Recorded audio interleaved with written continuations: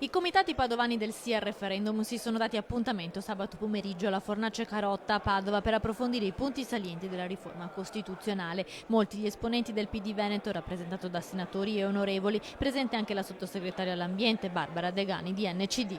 Per spiegare le cose dobbiamo usare due numeri. Il primo numero è 4. Dal 1994 al 2013 4 elezioni su 6 sono terminate con risultati diversi alla Camera e al Senato che hanno reso difficile formare un governo.